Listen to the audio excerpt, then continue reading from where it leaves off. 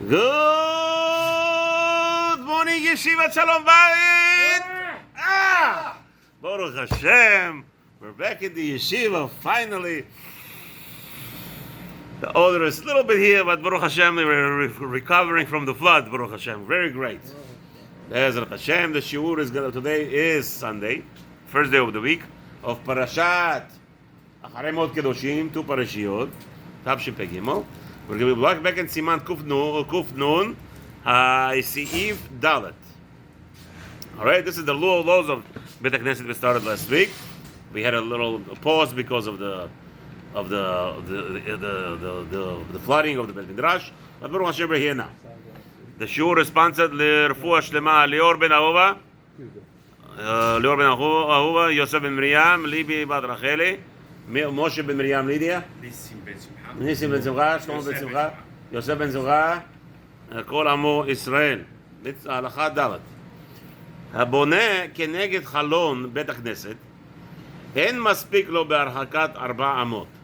Anyone who builds his window right opposite the Beit Midrash, he cannot, it will be not sufficient to distance 4 amot, meaning 8 feet out of the area. לפי שהוא צריך אור גדול. Because the Beit HaKnesset requires a lot of light. Here we have Bet, right here. Okay? The Beit HaKnesset requires a lot of light. So if you, what's his name? Now what's like, who needs? Aboneh keneged halon Beit HaKnesset. En maspik lo beharakat 4 amot. Right. If somebody, the shul has the window and he's building his house close to the shul, 4 amot, close, within 4 amot, or after 4 amot, still not going to be enough. So that means the rabbi is telling us that it has to be much more distance so the sun will be hitting the window of the Beit HaKnesset. It should not be blocking the sun. So here you see already in Shulchan Aruch such a concept of not blocking your neighbor's sun. So in America, when they have this crazy laws that seem to you like crazy laws, right? Rabbi, I want to build in this area and this guy doesn't want me to build a tall house. So now you know why. Or a second floor or a third floor. Because you see there is such a concept even in the halacha that there should be enough air or sunlight going into the other person's property. America doesn't go according to the neighbor, go according to the code. They make the code that again, but you see the code is coming from. Yeah, from there. Yeah, the halacha is clear about it. That there is such a concept. Hey, אין פותחין פתח בית הכנסת אלא כנגד הצד שמתפללים בו באותה העיר. So again, you're not allowed to make a door opening in the shul, ראית שמתפללים בו באותה העיר, שאם מתפללים למערב יפתחו למזרח, כדי שישתחוו מן הפתח כנגד הארון. Okay, so the entrance of the shul shall not be when you walk in, right, and everybody's bowing down to you. That should be the other way around. When you walk in from Ma'arav, from the west, you should be, as they say in Modim, right at the door, you should be bowing down towards the Aron. So that's the most prevalent opening the door. The door should be coming in from Ma'arav, towards the east. From west to east, right, in order to bow down straight towards the Aron. Haga. Ve'osin bima ba'emtze Beit HaKnesset. So you make a bima like we have over here, the bima in the middle of a shul. שיעמוד עליה הקורא בתורה וישמעו כולם. Why דווקא over there? Why in the middle? So that when the Torah is being read, so that every individual who's around the shul will hear him. כשמתפלל השליח ציבור, פניו כלפי הקודש. So when the שליח ציבור davens, he should be facing towards Aron. בסדר הישיבה כך היא. Okay? So now before we go there, so you see Amaran or the Rama was the opinion like Sephardim. Yeah. The Ashkenazim don't do that. The Ashkenazim, by the way, have a stender by the side of Aron HaKodesh, right? And they're davening towards the wall. Over here, according to Rama, it's not right. It should be like what Sephardim do. They don't go according to Maran or according to Rama, according to whom? What do you mean? They don't go according to Rama and they don't go... Oh, the Ashkenazim, I don't know who they go by. We'll see, maybe later. Only Shabbat they go to the Bima. Shabbat night only. No. Shabbat morning. On Shabbat. No, only Shabbat night. Only Kabbalat Shabbat. Only Kabbalat Shabbat. They don't do Mincha, Arvit, Even Friday night they do mincha Arabit by the stand, and the Kabbalat Shabbat they do by the mincha. Only that. That's true. Okay. So now the rabbi. So I don't know what Ashkenazim do. Mr. Mishnah Berurah will explain over here. This is not the time right now. It's not such an emergency that we don't understand what's going on. So, however, the rabbi is going to explain to us what's the sitting order in the knish. Haskenim yoshvim b'pneim klapei ha'am. So the elders of the community should be sitting facing the nation, right? Meaning they're sitting there by the mizrach, by the wall of the where the aron is, and all of them are looking. Now, what are the skenim? Probably praneseir, people that people should be looking up to. Talmidei Chachamim, all in that generation should be facing the nation, and the nation facing them. Ushar kulam yoshvim shurot shurot, pneim klapei hakodesh pnei hazkenim. And the rest of the nation, they're all sitting in rows and rows, facing the Aron HaKodesh and the elders. Kuf Nun Aleph, Dinei Kedushat Bet HaKnesset Ubo Yud Bet Seifim. Now, should be not confused. We're going to be learning now the laws of Kedushat Bet HaKnesset. There is a big difference. The laws of Kedushat Bet HaKnesset and the laws of the Bet Midrash and Bet Knesset will be different. So you will be learning right now specifically Bet Knesset. Today, kimat nowhere in the world do you have such a concept called Bet Knesset. In the Weiber communities. There are some isolated communities, like I was in Italy. It's called the Old Synagogue. The Old Synagogue is a synagogue. You won't find one learning Torah there. Not one Sefer Torah there learning. Gemara, nothing. So basically today, because all of our shuls that we're using is Bet Midrash, we have the Gemarot, we have other explanation in books, other Chidushim, other Pirushim, all those things that are in the Knish. Therefore, take away the law of Bet Knesset from these rooms and make them into Bet Midrash, and that's a different law. So right now, in the next 12 Seifim in this Halacha in Siman Kuf Aleph 151 will discuss the rules related to that. So I have to tell you that. So don't take everything right away, literally, and jump. But technically, bahem kalut rosh. So the first thing the rabbi tells you, he's going to throw in over here batem midrashot. Obviously, it's important, even though it's a bet midrash where you're allowed to learn. Still, you have to be very careful, and you cannot behave in a frivolous manner. Yeah.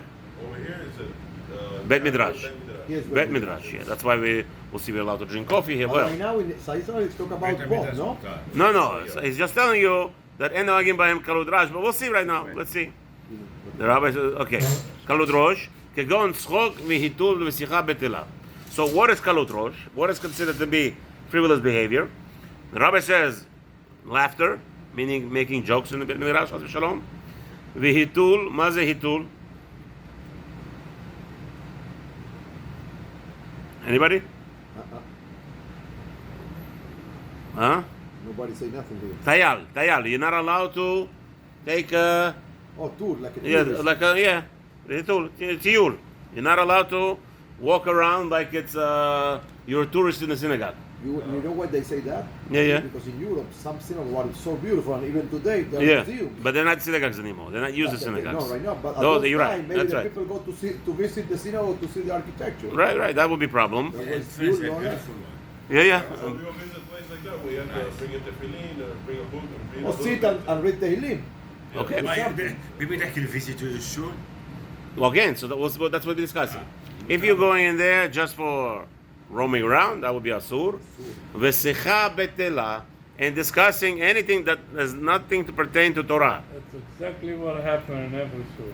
It's not okay. Again, very good. Thank you very much, Habibi. Don't what's his name? Don't attack yet. Ve'en ochlim v'shotim bahem ve'lo mitkashtin bahem. You're not allowed to eat, not allowed to drink in them, and you're not allowed to powder yourself in them. Ve'lo mitayelin bahem, and you're not allowed to take tours in them.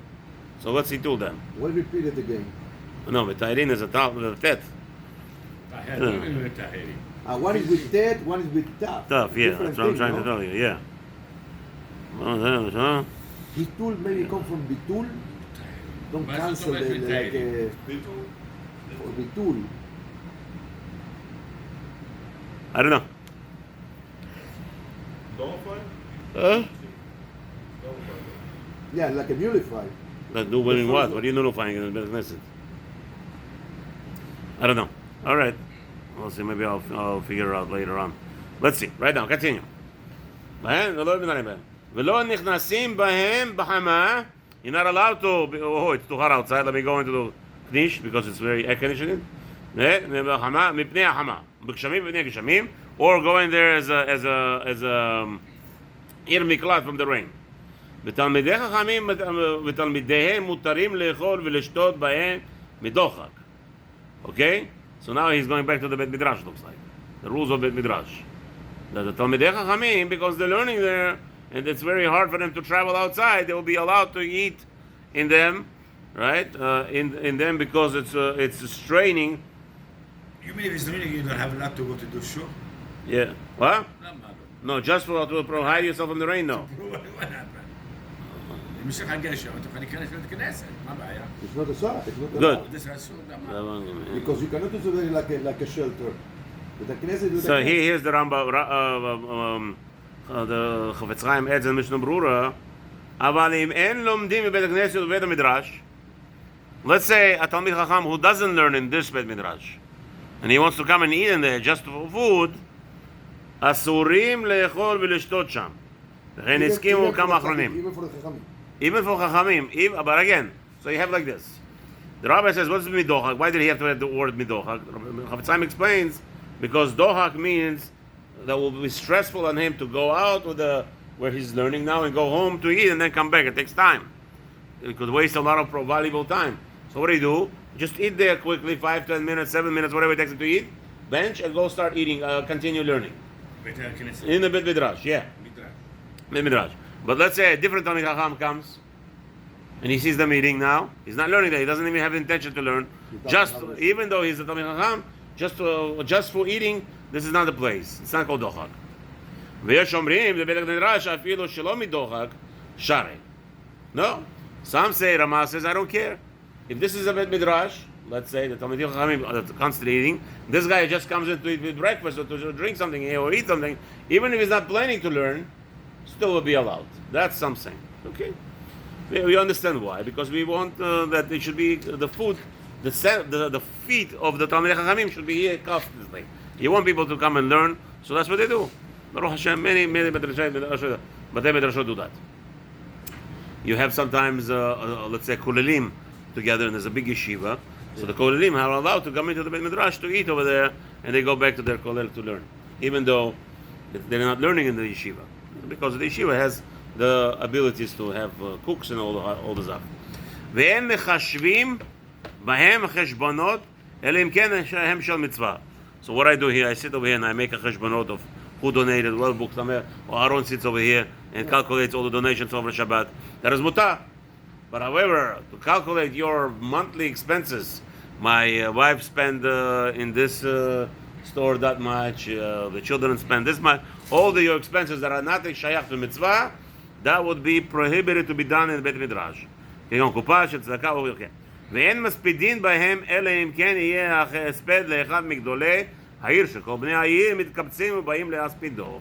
Also, you're not allowed to make a hesped. This is going to be talking about Bet Knesset, because in Bet Midrash, I know for sure they do for everybody. I know in Bet Midrash, if it's people, whether just, people constantly learning yeshiva or something, I remember when I was growing up, anybody died in the community, they would make a hesped there. The rabbi obviously talking about here if it's a Knesset. Bet Knesset, Mistama, there's going to be only Gdolei Ador or Gdolei the community are going to be allowed to be hesped there. ואם צריך להיכנס בהם לצורכו, כגון לקרוא לאדם. So if a person, let's say, wants to call his father, he wants to walk in there and call a father or call somebody that he had a meeting with them, and they're sitting in the בית כנסת. ייכנס ויקרא מעט או יאמר דבר שמועה ואחר כך יקראנו. So he walks into the בית כנסת, he's not planning to stay there, he should not just go straight to the man and call him out.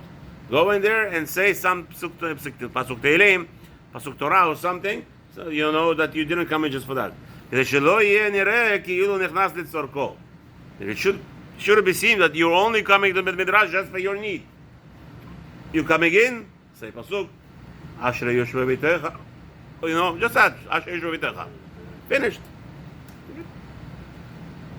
As long as you don't showing that the place is that you're using the place for your need. Let's say a person that is about tshuva or come from Russia, he doesn't know anything. So you do.